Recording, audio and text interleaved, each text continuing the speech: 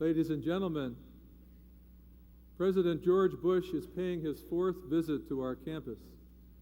He came 3 times as Vice President, most notably for the celebration here of the International Special Olympic Games. On this, our sesquicentennial celebration, we are honored and pleased to have President Bush with us, and we ask that you welcome him to our campus for the commencement address. President Bush.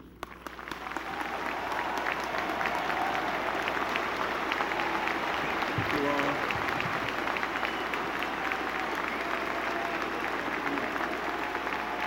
Please, thank you, Father Malloy. Thank you, Father Malloy. Thank you all. Please be seated and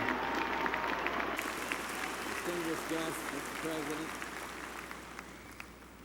Thank you, Father Malloy, and it is really wonderful to be back here at Notre Dame. And whenever I visit the campus or meet a group of Notre Dame alumni, I feel this sense of family. And at Notre Dame, that truly means more than just words. And I think it's at the very core of what this institution is all about. And with this honorary degree that I am so very proud to have, I am proud to become a Domer. And thank you for the honor. Thank you for the privilege.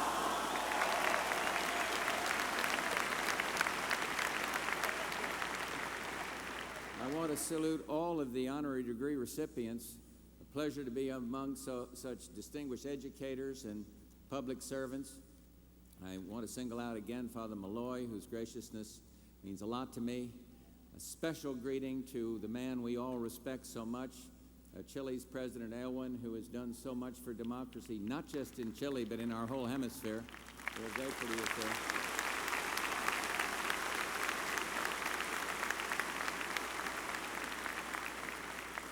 And another old friend I'm proud to share this dais with. He doesn't vote with me much, and I don't vote with him much, but we're good friends and have been for a long time, and I respect him, Pat Moynihan. Pat, glad to be with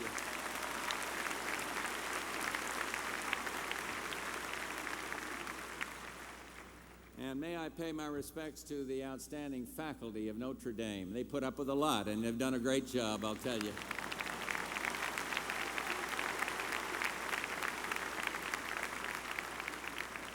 And to our distinguished provost, don't worry, sir. There's a provost opening in a junior college just outside of Nome, Alaska, and I'm sure you'll qualify. But thank you for your warm introduction to me. Thank you. Now to the graduates. For you graduates, these have been 4 long years, but I first want to say, I want to congratulate, I don't know where they are, but the class of 1992.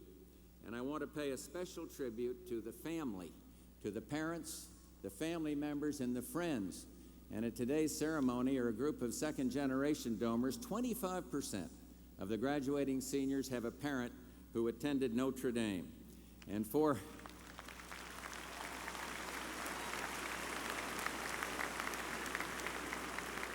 you graduates, these have been 4 long, tough years, and now comes the hardest part, sitting through the commencement speech. But Billy Graham put it very well when he told, after a speaker had gone on a long time, man sitting over here where Pat is, picked up the gavel, heaved it at the guy that was speaking, missed him, clipped a lady in the front row who said, "Hit me again, I can still hear him." Now, I will...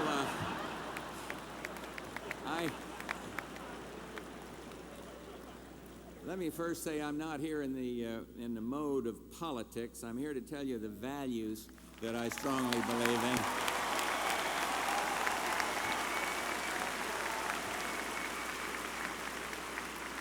And those values can be summarized by the 3 major legacies that I certainly want to leave behind for my grandchildren, hopefully for yours: jobs, both for today's workers who are actively seeking work and for graduates entering the workforce; strong families to sustain us as individuals, to nurture and encourage our children, and to preserve our nation's character and culture; and peace around the world, on our streets and in our schools as well.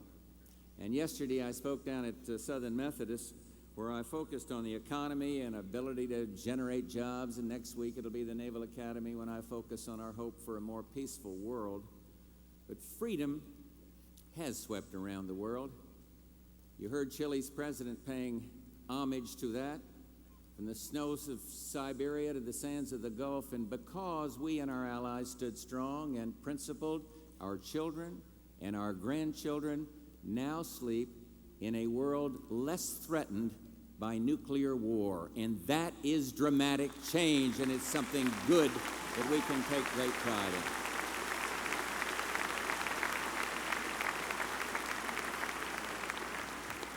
And now we must concentrate on change here in America as well, in ways no less dramatic or important. And we're taking a fresh look at government and how we solve national problems. And in Lincoln's words, we must think anew, act anew.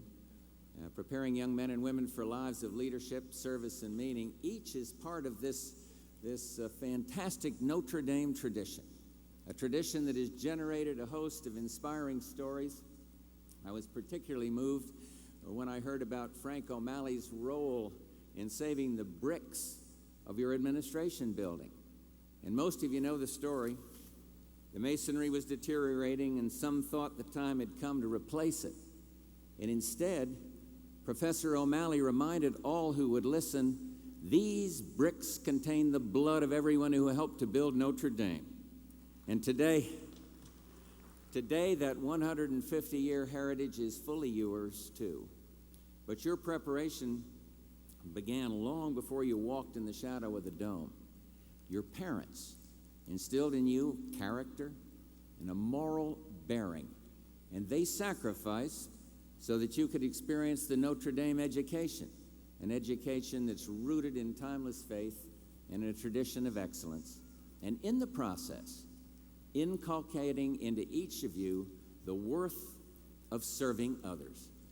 I hope each of you has also made a commitment to helping others and attacking some of the major problems facing American society, become a mentor, a community organizer, a point of light.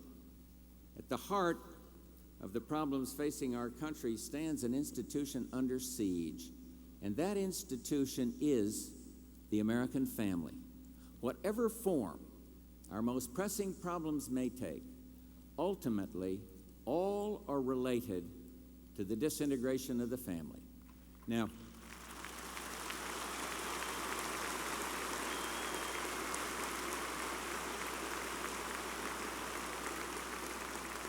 let us look objectively at a few brief and sad facts.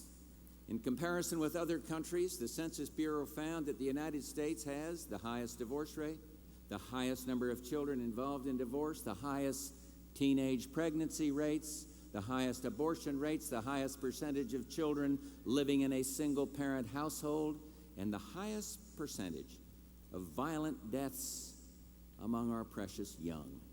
These are not the kinds of records that we want to have as a great country.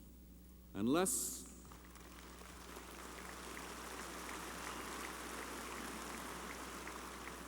in Philadelphia the other day in the inner city, in what they call the Hill area, I talked to a barber there, Mr. Buse, who's one of the leaders of the community there. And I said, do these kids come from broken families? He said, sir, it's a question of babies having babies, tears coming into his eyes. We've got to do something about this. And unless we successfully reverse the breakdown of the American family, our nation is going to remain at risk. And Senator Moynihan, way back early in 1965, you gave us fair warning. You predicted with astonishing accuracy the terrible trends that would result from the breakdown of the family. And today, with respect, sir, you continue to sound the alarm. And the senator and I agree, if America is to solve her social problems, we must, first of all, restore our families.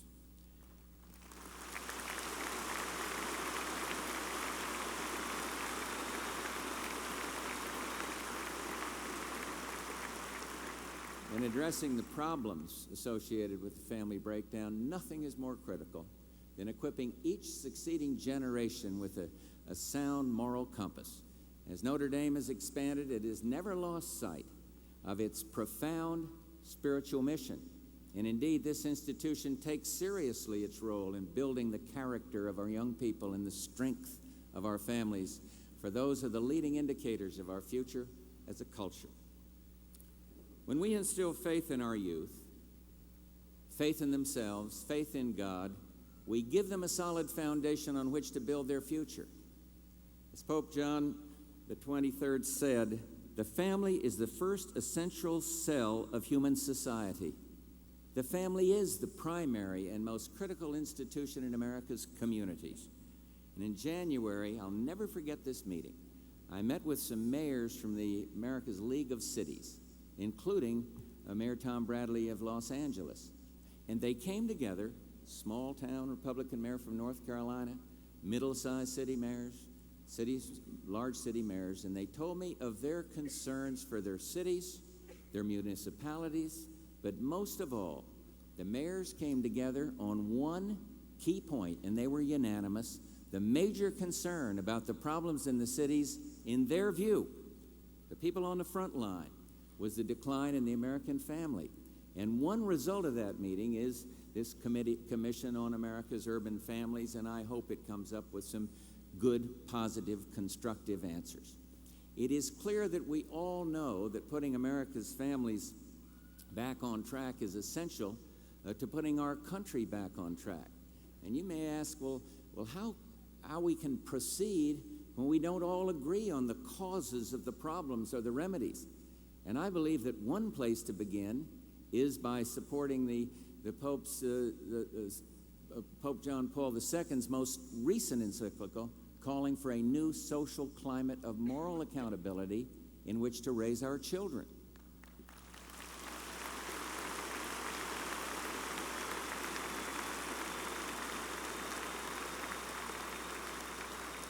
And leadership in that task can and should be led by the nation's churches. Kids need to learn faith to help them understand the larger family, and we are one nation under God, and we must remember that, and we must teach that.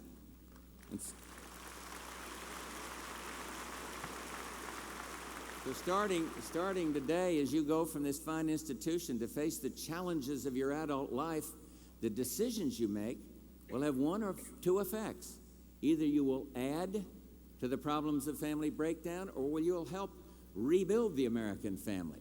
And you see, I am absolutely convinced that today's crisis will have to be addressed by millions of Americans at the personal, individual level for governmental programs to be effective. And the federal government, of course, must do everything it can do. But the point is, government alone is simply not enough.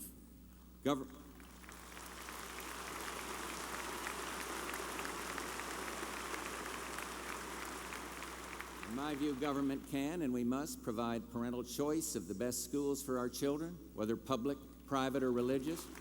The GI Bill says, here's some money, go to the college of your choice. Choice should apply to all levels of education. Parents must read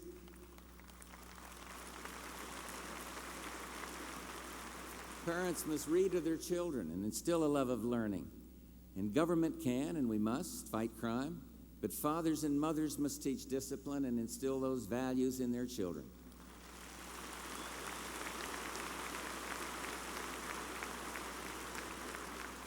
Government can, and we must, foster American competitiveness, but parents must teach their children the dignity of work and instill a work ethic in the kids. And to paraphrase that fantastic philosopher, Barbara Bush, what you teach at your house is more important than what happens at the White House. And she is absolutely correct on that.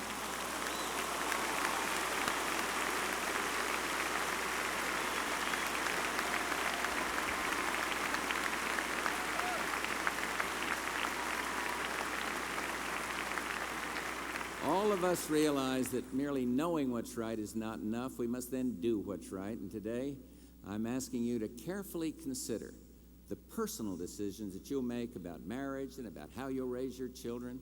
Ultimately, your decisions about right and wrong, about loyalty and integrity, and yes, even self-sacrifice, will determine the quality of all the other decisions that you'll make. And as you think about these decisions, remember, it is in families that children learn the keys to personal economic success and self-discipline and personal responsibility. And it is in families that children learn that moral restraint gives us true freedom. It is from their families that they learn honesty and self-respect and compassion and self-confidence. And you would do well to consider the simple but profound words of Notre Dame's own Father Hesburgh when he said, "The most important thing a father can do for his children is to love their mother." Think.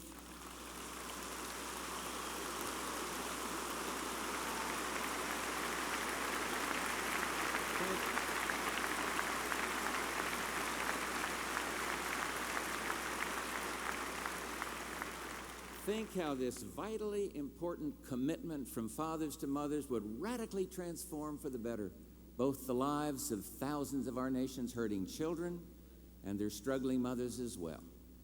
In many respects, I feel here at Notre Dame that I'm preaching to the choir, because here at Notre Dame you have benefited from the legions of great men and women of conviction and faith, and here there is a tradition of passion for addressing the staggering needs of the day.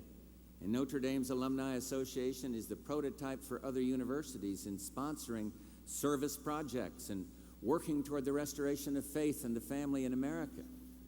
In fact, at this very moment, the Notre Dame alumni group out there in Los Angeles is in the midst of a massive food and distribution project to assist residents affected by the violence in South Central LA.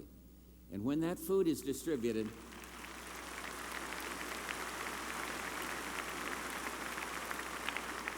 and the riot-torn areas are rebuilt, I hope that the alumni group and thousands of others who are helping will stay involved in this and other urban areas. Government alone cannot do what needs to be done by itself. People who care must help. And since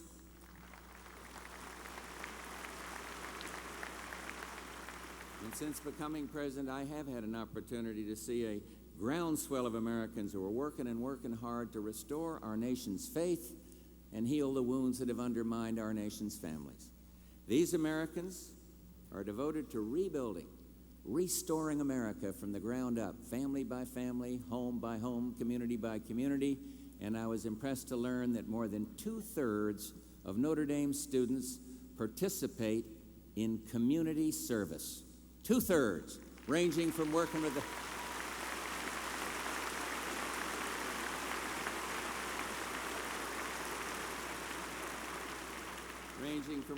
the handicapped children at Logan Center to assisting former prisoners at Dismas House, and fully 10% of your graduates plan to go into social service careers. And to paraphrase Pope John Paul II, the ultimate test of your greatness is the way you treat every human being, but especially the weakest and the most defenseless ones. Let me challenge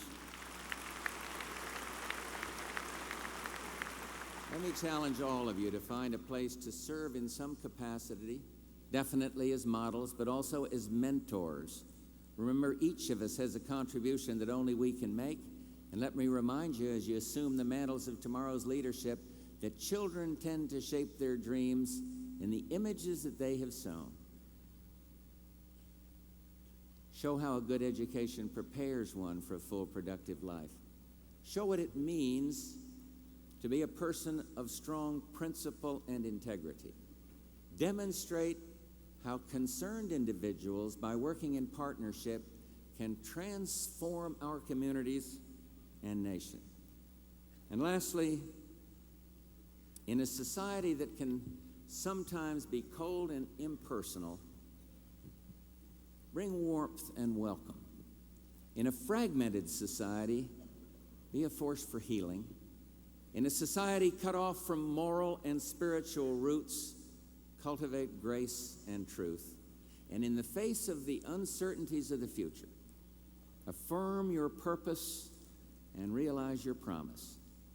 Together, we can lift our nation's spirit, and together we can give our material, political, and economic accomplishments a larger, more noble purpose: to build God's kingdom here on earth.